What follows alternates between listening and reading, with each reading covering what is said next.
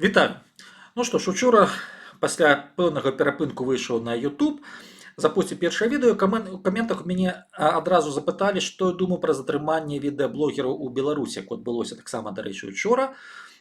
Ну, шчыра кажучы, гаварыць, што маю пэўны аналіз падзеяў, маю пэўны вялікі прагноз, гэта крышку зарана, але ёсць дастаткова вялікі ўжо набор думак альбо тэзаў для таго, каб аналізаваць, для таго, каб пэўнай мераю высвятляць, якія прыярытэты трэба мець у адсочванні гэтай сітуацыі. Ну, гэтымі тэзамі я і хачу падзяліцца са сваёй аўдыторыяй, но далей, што называецца, кожны будзе рабіць высновы сам. І так, давайте пачнем з самого затрымання і з саміх акалічнасцей, у тым ліку і каналу, та ж самая страна для жыцця, і ўсё іншае. Так, першае. Затрымалі не аднаго пана Ціхановскага. Але акцэнт з ягонымі паплечнікамі робіцца менавіта на ягонай персоне. Ну, в прынцыпе, гэта лагічна, таму што рэальна ёсць група каналаў, якія так ці інакш працуюць разам, і Ціхановскі такі сабе фронтмен. Наступнае. Калі ўжо мы пераходзім на самі каналы, то, у прынцыпе, само асвятленне гэтай падзеі, осветление в YouTube, осветление в социальных сетках показало, ну, в принципе, проявило, что реально есть некалькі колаў координаций, то бишь есть группа каналаў, причем частку з іх вядзе не сам Ціхановскі, гэта як ядро такой медыйнай сістэмы. І ёсць напаўперыферыя, яка складаецца альбо з афіляваных, альбо сяброўскіх каналаў. І все яны выходзяць з вельмі добра скаардынаванымі інфармацыйнымі пасыламі, з вельмі добра скаардынаванымі тэзамі. І тут пытанне не толькі у наяўнасці, скажем, факта затрымання і ва ўчорашніх падзеях, а гэта адсочваецца прынамсі на некалькі месяцаў і назад, калі адгаруць, калі палазіць па гэтых каналах. Наступнае. Гэта група, яна ўзнікла збольшага на працягу апошніх 14-16 месяцаў. Гэта азначае, што большасць YouTube пляцовак, яны раней альбо не мелі гісторыю, альбо ёсць, ну, прынамсі, 2-3 штукі, ну, гэта якраз такі не з ядра зафіляваных, які раней мелі зусім іншы, назовем так, зусім іншую тэматыку, былі мала раскручанымі, і раптам яны пайшлі, што называецца, ў гору, змяніўшы тэматыку на палітычны блогінг.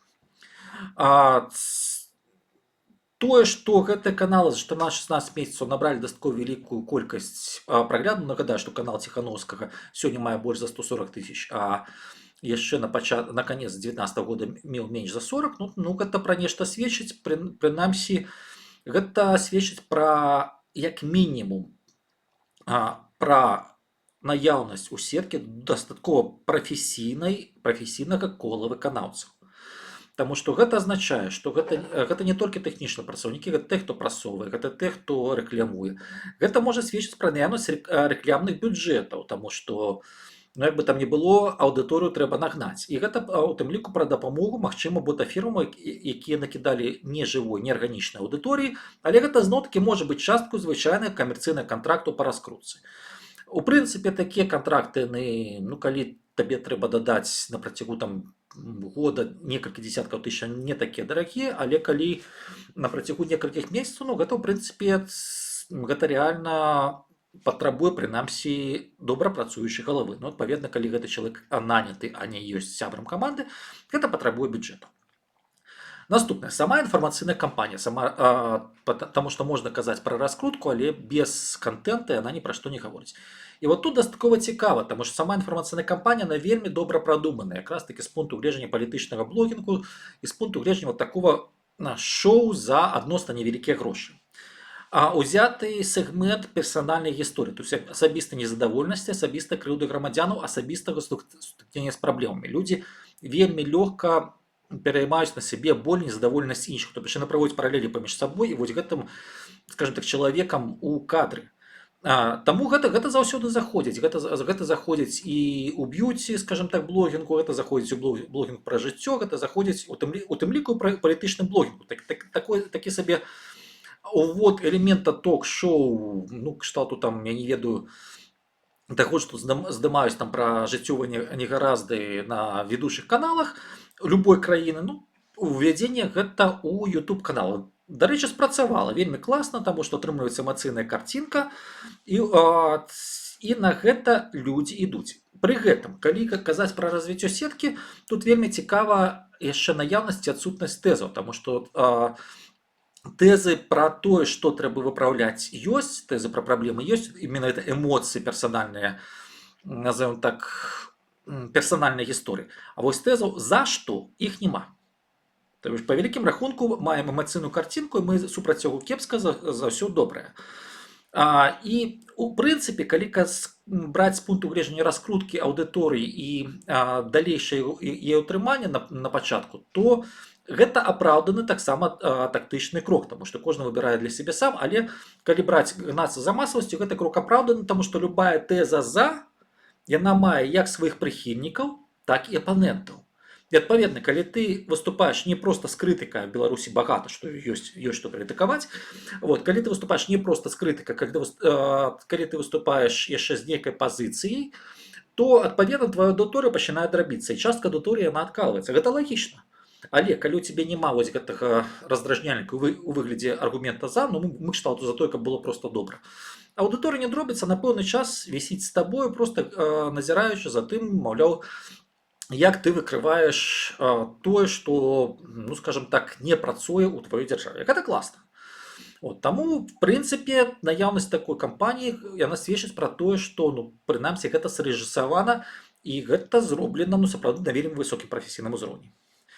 Далей, сама кампанія і самі тэзы, тут трэба адвяртаць ізноў-такі на некалькі месяцаў таму і паглядзець эмацыйны накал і включэнне тэзу, то бишь ад простага, што мясцовыя чыноўнікі штось не робяць, да перавода на ўзровень улады і гэтак далей, да патрабаванняў. Яна мае прыходзіць скажем так, на яе прыходзіцца некалькі пікаў. І з апошніх першы пік, той, які адсачыў відавочна, прычым не толькі на стране да жизни, але на сяброўскіх каналах, гэта лістапад 19-го году, другі з больш жорсткім фармуліроўкам пайшоў з лютага, і нарэшце трэці, гэта зараз ужо з красавіка, прычым са спробай выхаду в офлайн. Дарэчы, таксама цікавая рэч, таму што яна багата для каго з уладаў аказалась проста нечаканай. Хаця, ў прынцыпе, быццам бы яны ў свой час цікавіліся тым, як працуюць офлайн-медыа. Наступнае. Фармулёўкі, ход кампаніі і паралельная актыўнасць. Гэта наводзіць на думку пра тое, што пры планаванні кампаніі закладалі этап эскалацыі. І тут пытанне не толькі пра стоп-таракана ці гэтак далей. Хаця сам такі эпітэт для Лукашэнкі, ён вельмі абразлівы, і зважаючы на ягоны эмацыйны, псіхічны, псіхалагічны стан, то за такое, што называецца, прылетае. Тут дастаткова звярнуць увагу яшчэ на некалькі дадатковых акалічнасцяў, якія з'яўляюцца раздражняльнікамі для беларускіх дзяржаўных органаў. Першае, гэта тое, што хаця б частка з гэтых каналаў збірала ахвяраванне на развіццё на звычайную картку беларускага банка. Што гэта азначае? Прашу прабачэння, гэта чырвоная ануча для БК, альбо для ДФР, альбо для следчага камітэта, пытанне ухілення ад падатку, альбо пытанне незаконнай прадпрымальніцкай дзейнасці. То бишь, на гэта яны рэагуюць. Яны як нацкаваныя сабакі. І калі ты, скажем так, актыўна гэта выкарыстоўваеш, значыць, ты даеш сабе рады, што рана ці позна гэта прыляціць. Можна, конечно, падумаць, што не ведалі, але калі паглядзець, скажем, на больш познія паводзіны, у тым ліку і камунікацыю з міліцыяй і так далей, то юрысты ў камандзе ёсць, юрысты неблагія. Таму тут хутчэй нават і такое пытанне, гэта ўсё ж такі пэўны этап правакацыі, апроч саміх тэзаў, апроч спробаў выхаду. Таму так, гэта такая сабе пікіроўка, і на пэўным моманце эскалацыя мелася адбыцца. Калі яна запланавана, у гэтым таксама няма нічога ні кепскага, ні добрага, гэта проста частка той же самой піар-кампаніі, частка піар-стратэгіі. Пытанне проста, як гэта пракамунікаваць пасля. І нарэшце само развіццё каналу. Я ўжо ускосна сказаў пра, скажем так, рэзкі набор і гледачоў усяго іншага. Просто давайте паглядзім, што такое, нават ведучы канал, што такое 2-3, нават 3 відэо на дзень, з якіх 2 гэта відэо з монтажом. Прычым з монтажом розных інтэрв'ю розных людзей. Гэта азначае, што хтосьці мусіць запісаць, хтосьці гэта ўсё мусіць звесці. І апроч усяго, хтосьці мусіць напісаць сцэнар, як гэта ўсё зводзіць. Таму што шчырых ляпаў у роліках няма. Гэта азначае, што прынамсі над звядзеннем над агульным сцэнаром працуе дастаткова таленавіты чалавек. І калі ты выходзіш, і плюс да ўсяго мусіць быць чалавек, які гэта ўсё мусіць раскруціць. Вот, ну хотя бы там просто написать подводочку, поставить теги и далее раскидывать по социальных сетках и просто отсочивать зворотную реакцию. Это так само важно. Таким чином, команда толькі на, скажем так, асноўны канал групы, гэта каманда супрацоўнікаў 10 3-4 чалавекі, ну калі юрыст, то 4, якія працуюць на поўную стаўку. Калі браць сістэму, скажем так, яшчэ афіляваныя каналы, гэта яшчэ 5-6 чалавек, ну там можа быць сумяшчальніцтва у тым ліку і гаворачы галава, у тым ліку фармальны аўтар канала, можа быць таксама у ліку гэтых людзей. А на асноўным не, на асноўным, скажем так, ведучы гэта ён па-за вось гэтымі наёмнымі работнікамі. Такім чынам выходзіць дастаткова вялікая колькасць людзей і пытанне, скажем так, узнікае пытанне фінансаў. Таму што проста з рэклямы Ютуба такую сістэму не пацягнеш. Тут бо з аднаго боку, ладна, тэхніка гэта адно, гэта, канешне, вялікія выдаткі, але гэтыя выдаткі не такія крытычныя. Пытанне ў тым, што апроч тэхнікі табе патрэбны заробкі, у табе ёсць супутныя, скажем так, выдаткі, гэта пэўны офіс, дзе ты ўсё мусіш рабіць, гэта сувязь, гэта тыя ж самыя паездкі і гэтак далей. А реклама от Ютуба нават пры наяўнасці 150 000, скажем так, подписчикаў, калі з іх хаця б палова беларуская, гэта не больш за $2000 на месяц. Па адной простай прычыне, што беларускі трафік ён адзін з самых танных у рэгіёне. Вот, ну, беларусы просто не эмацыйна не клікаюць на рэклямныя аб'явкі, да і самой рэкламы там небагата. Адпаведна, ёсць яшчэ донаты, ёсць яшчэ штосьці, но але гэтая сума на ніяк не пакрые без знешняй падтрымкі. І тут пытанне, што альбо гэта пэўны бізнес, альбо гэта хтосьці яшчэ. Вот, такім чынам, калі падвесці рысу, то маем добра арганізаваную, кваліфікаваную каманду, якая здолела разгарнуць в Беларусі вельмі моцна па беларускіх мерках медыйную кампанію праз альтэрнатыўныя крыніцы данесення інфармацыі. Гэта само па сабе вельмі класны, скажем так, досвед. Для ўлады гэта вельмі моцны раздражняльнік, для апанента ўлады гэта ў тым ліку досвед, ну, таго, па вялікім рахунку, у якім накірунку можна рухацца, што можна рабіць. Вось, але далей я пералічу яшчэ пару пунктаў, якія, ну, пакуль што будзем спрымаць проста як самі супадзенні. На мінулым тыдні ў Менску правялі обшук у расійскага паліттэхнолага Уладыслава Рагімова, які вёў і вядзе тэлеграм-канал «Дилетант». Тут цікава, што гэта персона выдае сябе за былога тэхнолага Зеленскага на прэзідэнцкіх выбарах, ну хаця сам насамрэч падчас выбараў ён проста сидзеў, дакладней наезжаў перыядычна ў Кіеў і адсочваў менавіта развіццё палітычнай камунікацыі праз альтэрнатыўныя медыа. Да каманды Зеленскага, ну, як бы вам сказаць, ён меў такое ж самае дачыненне, як свіня да апельсінаў. Вось, наступнае, праз 5 дзён пасля гэтага у адзін і той жа дзень затрымліваюць і блогераў, і МЗС Беларусі пазбаўляе акрэдытацыі расійскай журналіста расійскага першага канала. І, ну, в прынцыпе, сёння гэтых журналістаў ужо высылаюць. Ну, само БТ праходзіцца па расійскім першым канале. Гэта пакуль што проста супадзенне. Але наступная інфармацыя, што далей Ціхановскі ў той же самы дзень, ну і гэта хутчэй за ўсё, скажем так, хатняя нарыхтоўка. Таму што відэо з'явілася ў момант, калі ён за кратамі, заяўляе, што ён ідзе ў прэзідэнты. Што гэта азначае? Ціхановскі не дурань. І зноў-такі, сам досвед і сама гісторыя развіцця канала паказвае, што чалавек, скажа, з галавой сябруе. Прычым ён рэальна разумны, і гэта азначае, што ён цвяроза ацэньвае рэсурсную базу сваёй сістэмы, сваёй сеткі, якую ён стварыў, альбо у якой ён з'яўляецца фронтменам, калі не ён ствараў. Ён ведае, што ресурсы на, скажем так, з'яўленне офлайн кропак апоры, офлайн сістэмы, офлайн руху, падтрымкі, яны будуць альбо ёсць ужо, таму што гэта дорага. І бо разгартаць палітычную сетку па краіне, гэта трэба ездзіць, гэта трэба сустракацца з людзьмі, дарэчы, што яны робяць часткова, але пакуль гэта проста прыстрэлачныя сустрэчы, але гэта дарагое задавальненне, якое вымагае часу і грошай. Калі гэта рабіць хутка за пару месяцаў, гэта вельмі дорага. І у такім фармаце ўзнікае пытанне з гэтай заявы, ці мае ён намер скласці канкурэнцыю Лукашэнку кампаніі 2020 года, наўрад ці. А вось для больш далёкіх перспектываў гэта вельмі класны старт, стартаваць, скажем так, з гучнага урывання ў прэзідэнцкую кампанію і стартаваць з партыі, якая будзе спрабаваць увайсці на мясцовы і на парламенцкія выбары. Вось тут ужо больш цікава. І гэта больш рацыянальна. Але ізноў-такі я паўторю, што гаворка ідзе не пра аднаго Ціханаўскага, гаворка ідзе пра сетку, ну, пакуль што мы маем сетку YouTube каналу. Хаця насамрэч пытанне далей проста яе трансфармацыю менавіта ў такі сабе, ну, палітычны рух новага кшталту. І гэта рэсурсы, гэта час і, ну, в прынцыпе, нават тое, што адбываецца сёння, оно можа ўкладацца ў, скажем так, у агульную канву стварэння такой групы альбо такога рэсурса.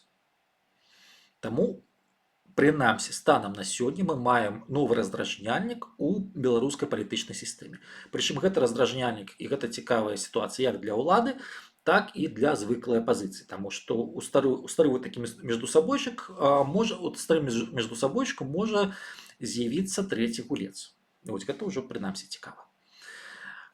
І цікава, што гэты трэці гулец, ён ізноў-такі не ідзе на кантакт са старой апазіцыяй. Ну, пра гэта крышку пазней. Цяпер магчымыя высновы, то бишь, якім чынам тлумачыць і чыя гэта можа быць гульня, сыходзячы з той інфармацыі, што ёсць. Шчыра кажучы, адразу скажу, што ў мяне пакуль адказу няма. Але ёсць тры асноўныя версіі. Ну, першае, што гэта можа быць проста група вельмі таленавітых людзей, гэта аўтары, бізнэсоўцы, аналітыкі, скажем так, па прасоўванню інфармацыі ў сетках, якія здолелі знайсці, акумуляваць і рацыянальна выкарыстаць рэсурс. Ну, з аднаго боку, ключавы гэта людзі, ну а далей, скажем так, у тым ліку гэтыя фінансы для стварэння моцнай медыйнай пляцоўкі, дакладней сеткі пляцовак. І пры гэтым яны адразу парупіліся пра тое, што гэту сетку будзе, скажем так, дастаткова цяжка ліквідаваць хаця б з той прычыны, што гэта сетка. І што пастаянна ўзнікаюць нейкія новыя каналы, канальчыкі, якія за кошт падтрымкі, скажем так, іншых удзельнікаў сеткі хутка ўваходзяць в топы і хутка раскручваюцца. Таму гэта дастаткова цікавая рэч. І мэты тут могуць быць абсалютна рознымі. З аднаго боку, гэта можа быць адпрацоўка тэхналогій для бізнеса ў сеціве, таму што гэта рэальна можа прыносіць прыбытак у будучым, калі гэтую сістэму стварыць і, скажем так, праганяць хаця б год яшчэ дадаткова. Гэта можа быць палітычны інтарэс, ну, што мы сёння бачым. Гэта можа быць іншы бізнес-інтарэс, там альбо рэклама, альбо чорны піар. Ну, таму гэта ў прынцыпе можа быць проста гульня пэўнай групы, скажем так, таленавітых бізнэсоўцаў. Наступнае. Гэта можа быць гульня, так мовіць, братоў за прэпрык, то бишь Расійскай Федэрацыі, па ўваходу на палітычнае поле Беларусі. Ну, тым болей, што такая задача перад Крамлём стаіць здаўна, і на карысць гэтай версіі, скажем так, гаворыць некалькі фактаў.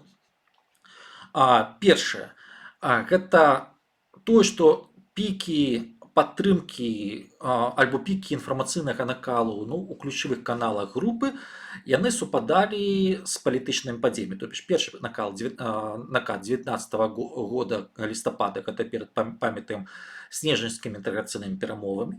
Другі накат, гэта самы распал нафтавай вайны. Ну, трэці накат, гэта калі Лукашенка спрабуе зараз пагуляць з даты 9 траўня. Таксама, ну, вельмі, скажем так, цікавае супадзенне.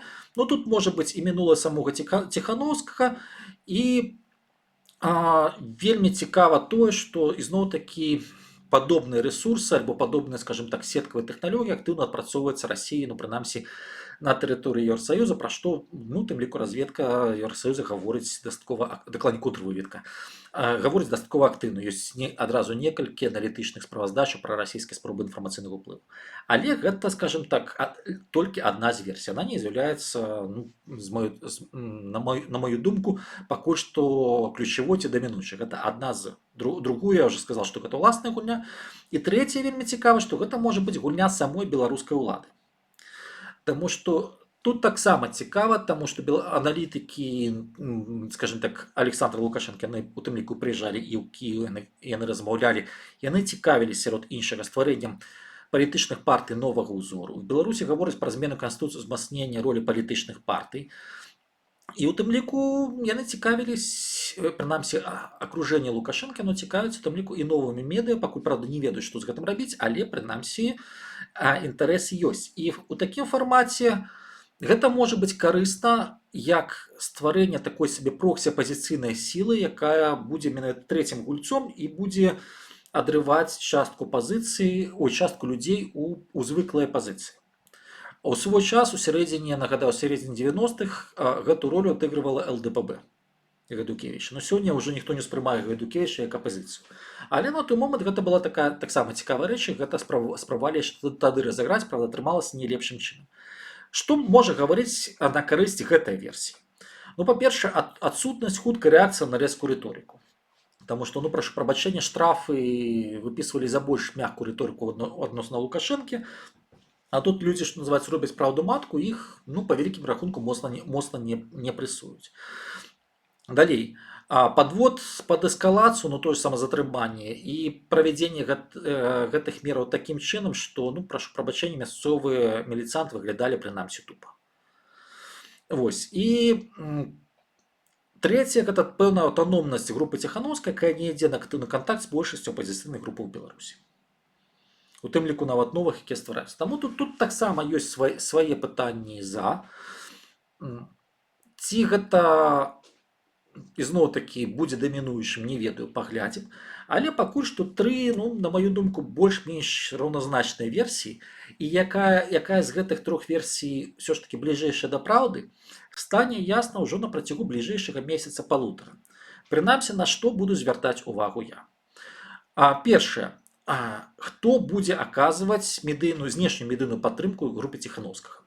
То бишь не інфармаваць пра тое, што адбываецца, проста голая інфармацыя, а менавіта яе раскручваць. Я маю на ўвазе, якія з групаў знешніх, ну, такіх традыцыйных медыа. Бо для выхаду на палітычныя, скажем так, кантакты, для выхаду на палітычныя праекты неабходна яшчэ і, скажем так, традыцыйныя медыа. Таму пытанне, хто падключыцца пад гэтую каманду. Сыходзячы з таго, да каго гэта медыа належыць, можна будзе рабіць высновы. Наступнае, гэта наколькі хутка будзе якім чынам будзе разгортвацца палітычная сістэма, менавіта сістэма каардынацыі палітычнага руху, таму што тут пытанне нават не грошы, не паездкі, тут пытанне вузелкі сеткі, менавіта ключавыя асобы ў новых асяродках, то бишь хто вакол сябе будзе завязваць. І сыходзячы з таго, скажем так, якія ключавыя асобы, з якіх колаў, адкуль яны бяруцца, заходзячы з бэкграунда хаця б 30% гэтых людзей, а менавіта адсоткаў 30 гэта то, што можна праз адкрытыя крыніцы даследаваць, будзе бачна, ў прынцыпе, на каго будзе іграць, ну, гэта новая палітычная сіла. І сыходзячы з гэтых двух фактараў, асабліва калі яны супадаюць, то можна будзе ўжо рабіць выснову, прычым высновы адназначна, ну, у прынцыпе, высновы ў першую чаргу для сябе, з пункту гледжання таго, як ставіцца да гэтай актыўнасці, як ставіцца да таго, што адбываецца, як ставіцца да тэзаў, якія агучвае гэтая група. Ну, а пакуль што, што я магу сказаць? Пакуль што сітуацыя дастаткова цікавая. Прынамсі, мы маем новы раздражняльнік у палітычнай сістэме, які, ну, не тыповы ў старой сістэме каардынат, і гэта, в прынцыпе, у любым выпадку прымушае да больш актыўных дзеянняў як апазіцыю, так і ўладу. На гэтым у мяне ўсё. Зычу вам всего найлепшага, думайце галавою, трымайце галаву цвярозай і рабіце высновы самі. Ну і натуральна, што не верце нікому на гэтым свеце, правярайце кожнае слова, у тым ліку і маё. Таму што тое, што да чаго ты дайшоў сам, гэта найбольш каштоўная інфармацыя, гэта найбольш каштоўныя высновы. І чалавек для таго і створаны, каб думаць і вырашаць самому. Всяго вам найлепшага.